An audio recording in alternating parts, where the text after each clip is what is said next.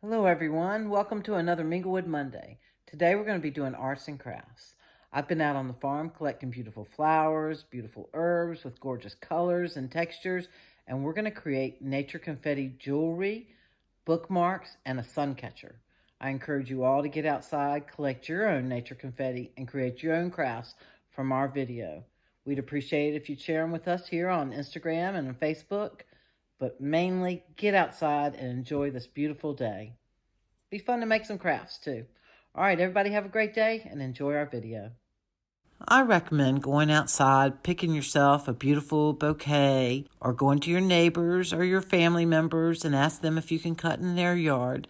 Find yourself some beautiful flowers, some beautiful greenery, some fresh herbs. Remember, keep in mind color and texture, scents. All those things will make your nature confetti jewelry and artwork that much more entertaining. Next thing you do is you get a piece of duct tape. Measure how big your wrist is. Always give yourself an extra inch because as you see, you'll need to turn it over about an inch and stick that part to the table so your duct tape is anchored to the table. Next, look at your colors, your textures, your herbs, and think about your pattern and how you want to decorate your bracelet. Start laying out your pattern. Stick it down to the duct tape, press down firmly.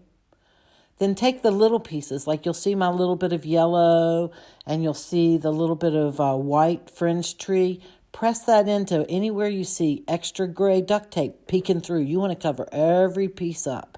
All right, take it off the table, wrap it around your wrist. Use that extra inch or so of duct tape that has nothing stuck to it and stick it to the back side of that end, and you have yourself a nice bracelet to wear.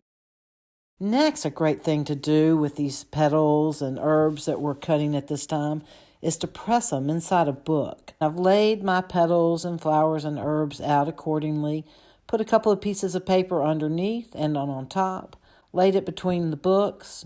After a couple of weeks, check, see if they're dry. If they're not fully dry, replace the paper. It'll take the excess water that might still be lingering, press it for another week, and after 3 weeks, your petals should be pretty dry. Now we're going to use this clear self-adhesive shelf paper. It's great for these projects of making bookmarkers and sun catchers. Now I've cut out a piece of poster board. It's the size of my bookmarker, and I'm laying out my petals, my dried petals that have been flattened very well, but still have retained their beautiful color. Okay, I've cut 2 pieces of the adhesive shelf paper. I'm going to peel one piece back. I'm going to gently lay it over my bookmarker, pressing down firmly to lock everything into place.